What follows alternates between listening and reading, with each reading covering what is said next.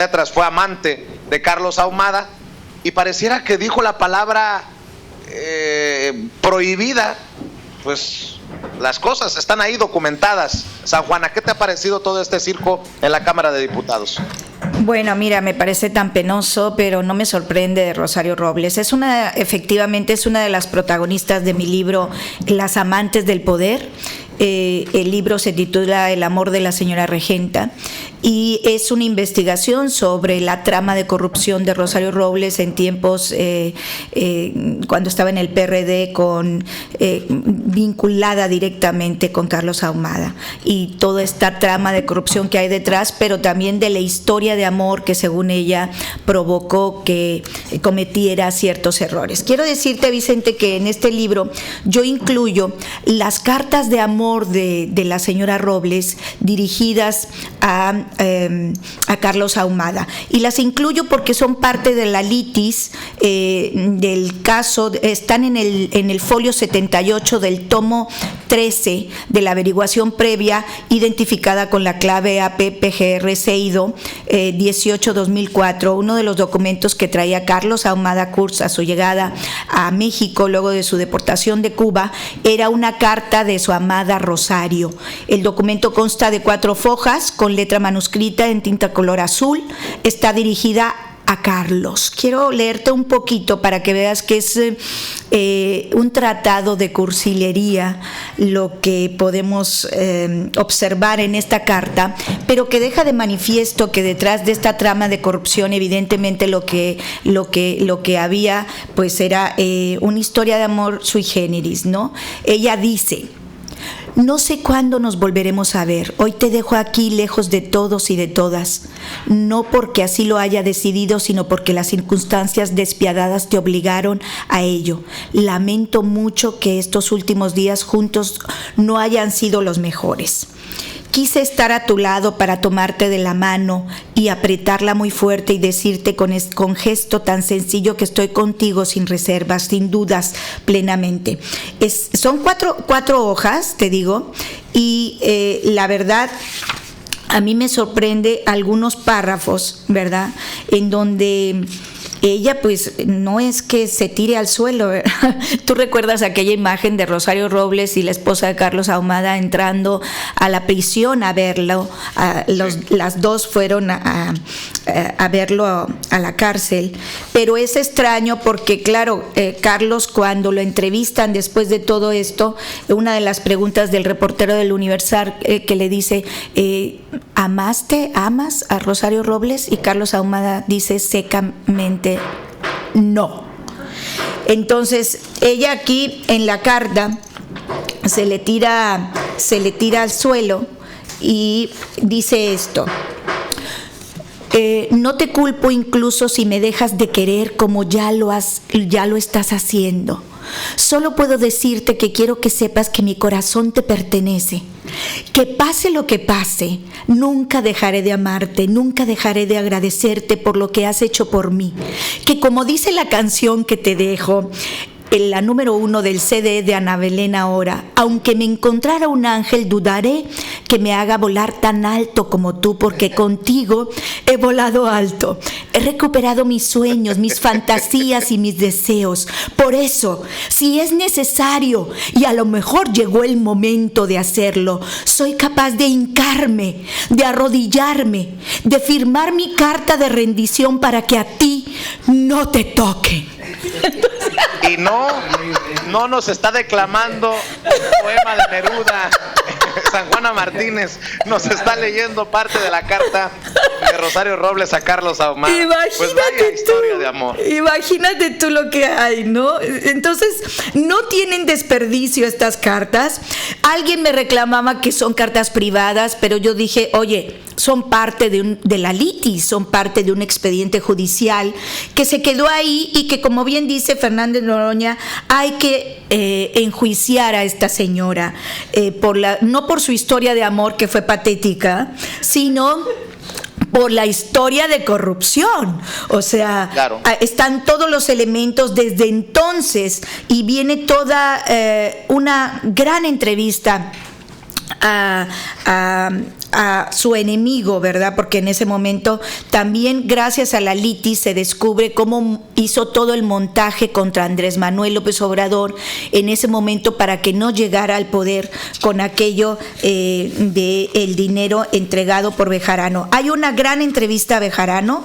Bejarano, como tú sabes, bueno, tendrá todos los defectos, pero es parte de la materia gris de la izquierda mexicana, tiene todo un compendio de memoria histórica al respecto y obviamente pues él habla con pelos y señales, con documentos, con todo lo que demuestra que es Rosario Robles, la gran traidora de la izquierda, porque así le podemos llamar, tiene todo en su haber para decirlo, porque fíjate tú, Rosario Robles no venía de la izquierda nada más radical, o sea, no es que ella era maoísta, no solo trotskista, o sea, era maoísta. Entonces se traiciona a sí misma, traiciona a su grupo, traiciona a Andrés Manuel López Obrador, traiciona a su gente y finalmente es una caricatura de sí misma, que es lo que hemos visto en el Congreso. San Juana, cuando hablamos de lo privado, cuando hablamos de lo público, ayer se dio el debate por lo que dijo Gerardo Fernández Noroña, creo que debemos de ser muy cuidadosos, pero en este caso en particular, cuando hay acusaciones de corrupción para el personaje y para el amante, o para el amante y el personaje, creo que es importante hablar de una relación amorosa o cercana, porque precisamente es así como se empiezan a tejer las relaciones que terminan siendo parte de esta mafia, la mafia del poder de la que habla Andrés Manuel López Obrador y de la que, de acuerdo al propio Gerardo Fernández Noroña, forma parte Rosario Robles, al cobijo, dice Gerardo, ya no de Carlos Ahumada, sino de Carlos Salinas de Gortari.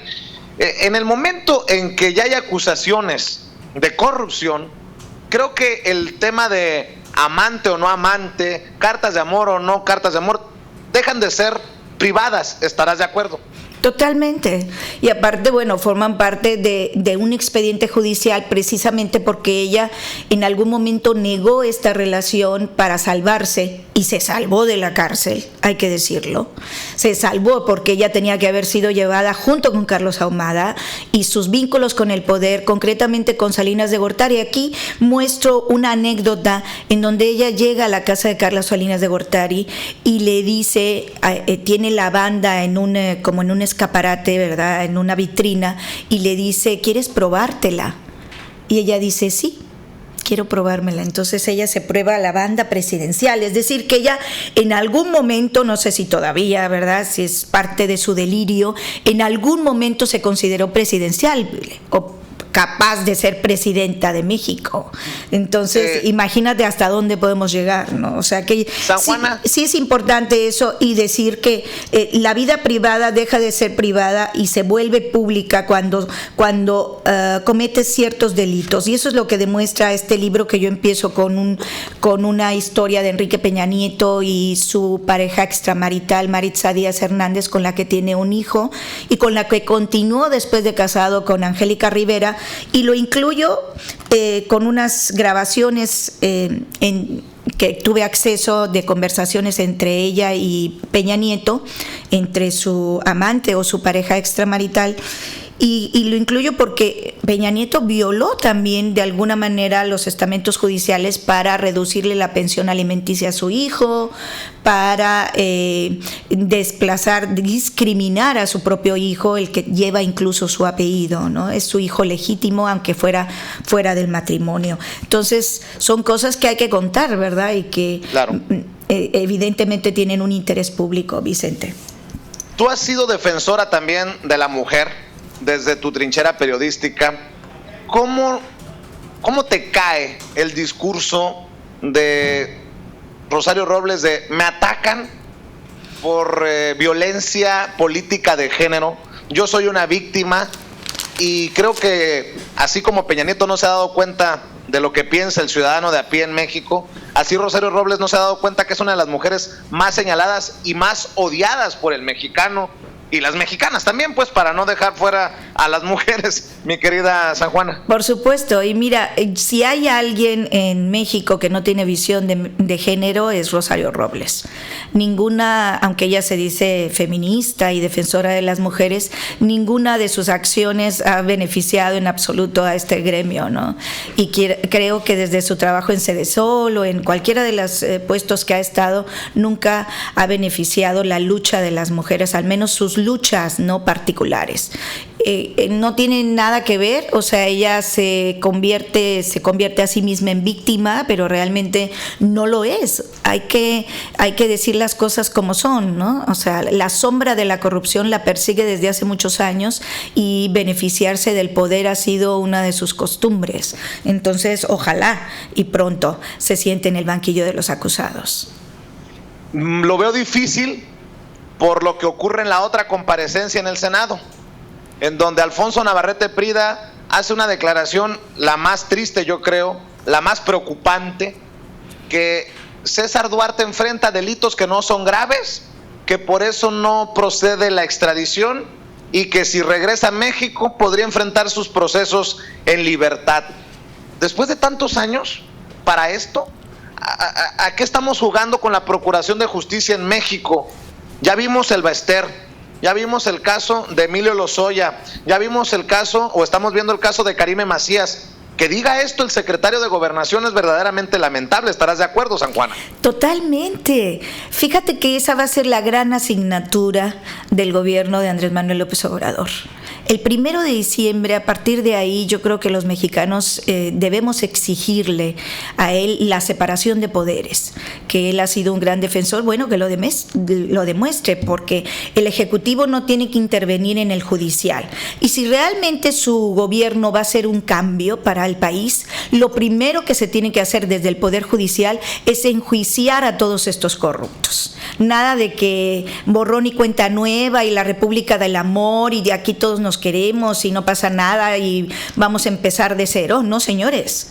O sea, yo creo que una de las grandes reivindicaciones de los votantes y de los seguidores de Andrés Manuel López Obrador tiene que ver con la justicia, Vicente. Si no lo hace, si no hay justicia en su gobierno, pues estaría fallando desde el principio, ¿no? Y entonces lo que mal empieza, mal acaba. Esperemos que no sea así, esperemos que el señor presidente no intervenga, ¿verdad? Porque él ha hablado de esa separación de poderes. Cuando se le pregunta, él dice que va a perdonar. Bueno, que perdone a nivel personal, pero yo creo que el aparato de justicia tiene que emprender no una cacería de brujas, no se está pidiendo eso. Lo que tiene que emprender es una auténtica reforma de la Procuración de Justicia que conlleve a finalmente enjuiciar a toda esta lista de corruptos que ha saqueado al país con manos llenas.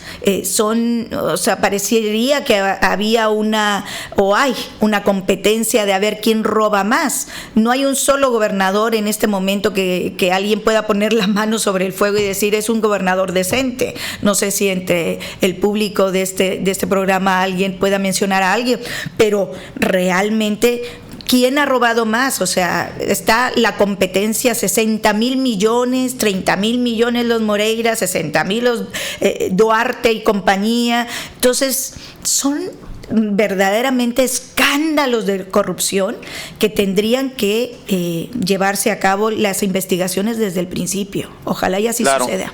Eso es lo que esperamos. Y en esta mañana en la que criticamos a una Adela Micha, ayer criticábamos a Loret de Mola, incluso a mí, y no por defender a Carlos Loret, me parecía una exageración por parte del propio presidente electo Andrés Manuel López Obrador de hacer un juicio de quién le cree a Loret. Pues ya sabemos que muy pocos despistados pueden creerle a Loret, pero bueno, no le queda al presidente electo decir estas cosas. Ya vimos a Adela Micha esta mañana. Hoy celebramos el regreso a Carmen Aristegui a la radio comercial. Yo quiero también decir que estás en Chicago, San Juana, para presentar una conferencia, una conversación que se llama Escribir en un clima de miedo. Y te están invitando a dar esta plática, esta conversación, esta charla, esta conferencia en la Universidad de Loyola y está abierta al público, y creo que es algo para deleitarse, algo que no se pueden perder los mexicanos y mexicanas, los hispanos que están en el área de Chicago y suburbios. Va a ser este domingo a las 2 de la tarde en el McCormick Lounge at Coffee Hall, ahí en la Universidad de Loyola, en el campus Lakeshore, el que está pegado al lago. Así que yo espero que muchas personas puedan acompañarte, que se haga fuerte la presencia de los mexicanos, de los hispanos, para escuchar cómo se puede escribir en un clima de miedo. Yo te pregunto, ¿cómo seguir escribiendo en un clima de miedo? ¿Cómo le has hecho, San Juana?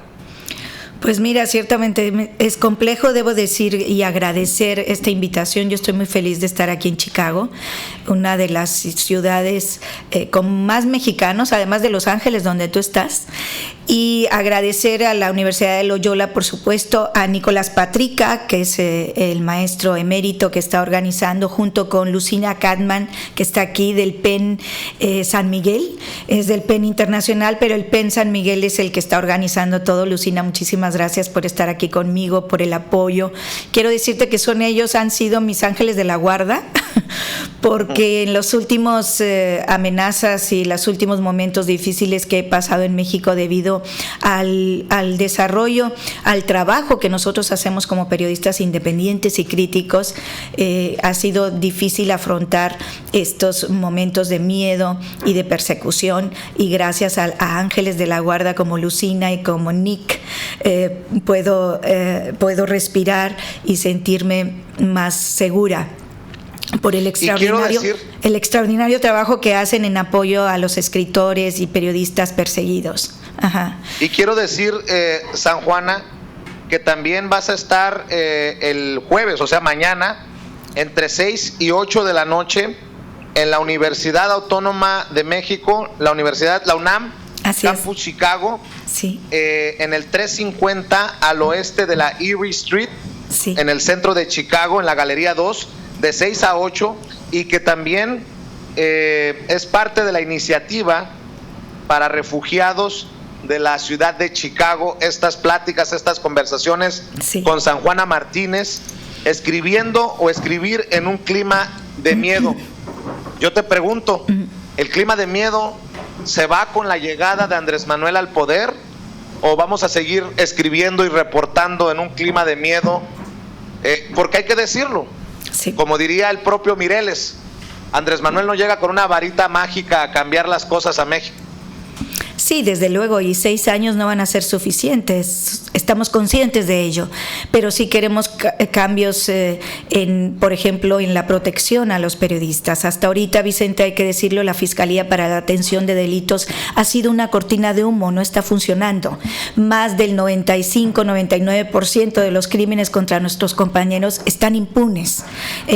Hay 160 compañeros que han perdido la vida de manera horrenda, muchos de ellos, y muchas de ellos, porque hay que distinguir la violencia entre las periodistas y la violencia contra los periodistas. La que afecta a las periodistas tiene un componente de género, tiene un componente fuerte que pues no incluye para los compañeros, ¿verdad?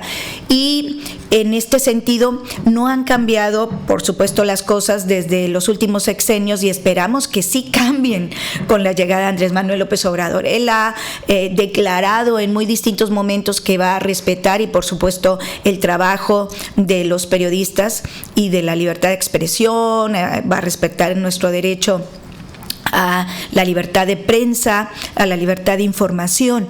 Pero desde luego hay que decirlo, Vicente, si estos números y si México se ha convertido en el país más peligroso para ejercer el periodismo en la región, con estas cifras terribles, más de 160 compañeros asesinados, 26 permanecen desaparecidos, cada 24 horas se agrede a un medio de comunicación, a un periodista en México, y el 69-70% de las agresiones provienen de las Fuerzas Armadas, del gobierno, de funcionarios. Pues hay que decirlo, no ha habido una voluntad política por parte del gobierno para respetar, para protegernos, para darnos las garantías de desarrollar nuestro ejercicio periodístico. Y no la ha habido sencillamente porque no les conviene.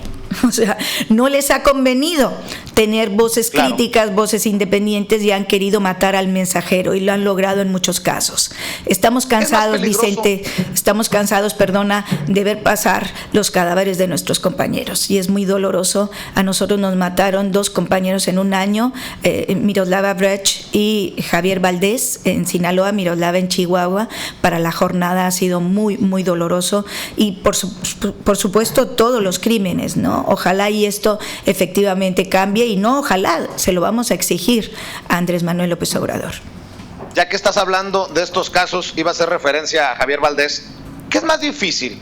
En algunas ocasiones platicaba con Javier Valdés y me decía, esto del periodismo es caminar solo y a oscuras, pero pues a esto decidimos dedicarnos. En muchas de las ocasiones que tuvimos conversaciones sin censura con Javier Valdés, ¿qué da más miedo? Porque hay que ser sinceros, los periodistas somos todo, pero no dejamos ser humanos y nos da miedo. ¿Qué es más peligroso en México, escribir sobre el narco o escribir sobre la mafia del poder? Mi querida San Juana. Pues mira, nunca se sabe qué es lo más peligroso.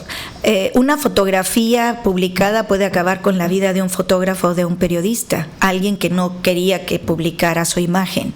Un comentario, una cobertura de un accidente de tráfico, incluso. Pero realmente hay temas que son ciertamente prohibidos en México, así son considerados. Todo el tema que tiene que ver de la vinculación del narcotráfico con el gobierno, con las Fuerzas Armadas, por ejemplo. Cuando investigamos a las Fuerzas Armadas, Ejército, Marina, las distintas policías que cometen crímenes de Estado terribles, sin que sean cuestionados, sin que sean encarcelados. El Ejército tiene licencia para matar, también la Marina. Yo he cubierto sus crímenes.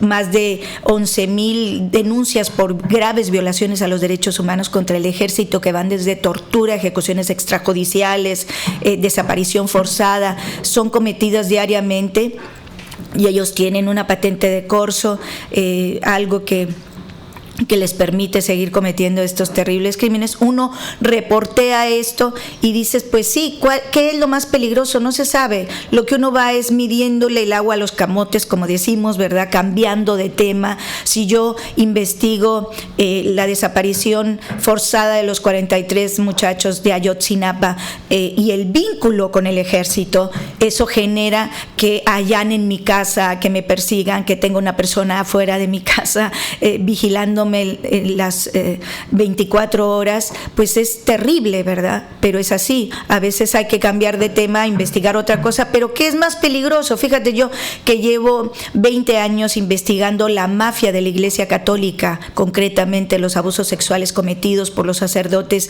y la protección de la jerarquía católica, es decir, de obispos y cardenales hacia estos depredadores sexuales, y las amenazas que yo he recibido de parte de la Iglesia Católica o de su brazo armado, el Yunque, han sido terribles, con un lenguaje medieval, y en esa etapa con 20 y tantos correos diarios y llamadas intimidatorias, amenazantes, y dices, bueno, entonces ¿por dónde? O sea, resulta que la Iglesia Católica reacciona como el narcotráfico, como los funcionarios vinculados, o el Ejército o la Marina. Finalmente todo es peligroso también en un país en donde el clima es escribir con miedo, ¿no, mi querido Vicente? Así es.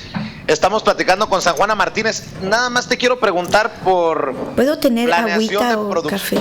Ajá, perdón. Por planeación de producción, mi querida San Juana, ¿a qué horas te tienes que retirar? ¿A qué hora nos tenemos que ir, Lucina? Tenemos que estar en UNAM a las 11. A las 11 en la UNAM, pero son las 10. ¿Podemos quedar otro ratito más para ir a la pausa comercial? Por supuesto, claro que sí. Estamos platicando en vivo y en directo, yo, el titular de este programa, de viaje en Los Ángeles, California, mi querida San Juana Martínez, admirada, aplaudida, siempre respetada, periodista mexicana en nuestros estudios. Hoy ahí donde debería estar yo, ahí está San Juana Martínez hablando con nosotros sin pelos en la lengua, sin censura. Y cuando regresemos hay que platicar de Peña Nieto y la gaviota, porque Claro que sí. San Juan en una de sus últimas columnas, de sus más recientes columnas en Sin embargo MX, decía que la película solamente va a tener un final feliz, o la novela, si se investiga, si se lleva a la justicia a Enrique Peña Nieto y a la gaviota. Pero ¿se va a poder? Le digo porque estoy leyendo que la Consejería Jurídica de la Presidencia de la República presentó el pasado 11 de octubre ante la Suprema Corte de Justicia una controversia constitucional para reclamar posibles órdenes de aprehensión, arraigos citatorios, averiguaciones o carpetas de investigación abiertas por las autoridades locales contra funcionarios federales. Es la primera vez que el Ejecutivo Federal presenta una demanda de este tipo. Los actos reclamados se imputan al gobernador panista Javier Corral, a la Fiscalía General de Chihuahua y el Poder Judicial de allá de Chihuahua. Y bueno, pues el gobernador Corral dice, lo puedo decir con absoluta certeza, cito textualmente: aunque haya hecho lo que haya hecho Peña Nieto para proteger a Gutiérrez y al exgobernador César Duarte, no se va a ir impune, no quedará impune. La cosa es que Enrique Peña Nieto se está amparando para evitar detención por supuestos vínculos de corrupción con César Duarte y su gobierno, y de eso vamos a platicar cuando regresemos de esta pausa con Sanjuana Martínez, quien está en Chicago para presentar diferentes conversaciones, diferentes conferencias en nuestra área. Así que la invitación para ustedes mañana de 6 a 8 en la UNAM, Campus Chicago, en el centro de Chicago, y el domingo en la Universidad Loyola se estará presentando a las 2 de la tarde Sanjuana Martínez. Eventos gratuitos que no se pueden perder y que de los que le informamos aquí en Sin Censura. Ojalá que los medios corporativos, ojalá que otros medios de comunicación le den el respaldo que merece una conversación de escribir en clima de miedo como la que va a presentar Sanjuana Martínez. Le pido a usted que nos está viendo y escuchando a través de Facebook Live que le dé share, que comparta la transmisión para que más personas se informen con nosotros. Aquí en donde hablamos como los chayoteros, no se atreven, no les interesa, no les conviene, porque no van a morder la mano que les da de tragar, y la mano que todavía tiene Messi Cacho en el poder se llama Enrique Peña Nieto.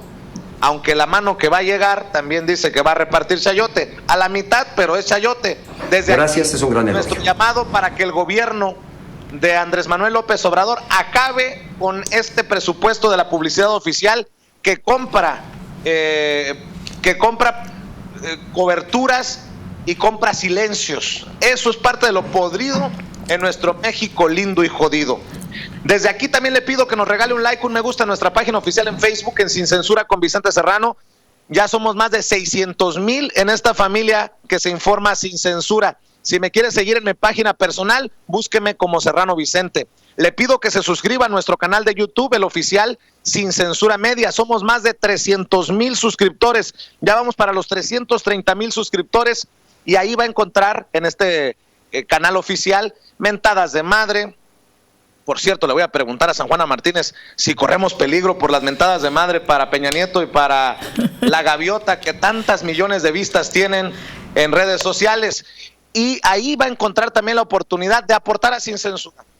Nosotros no somos chayoteros. Nosotros tenemos la autoridad moral de decir que no tenemos amigos en la política, que no buscamos hueso.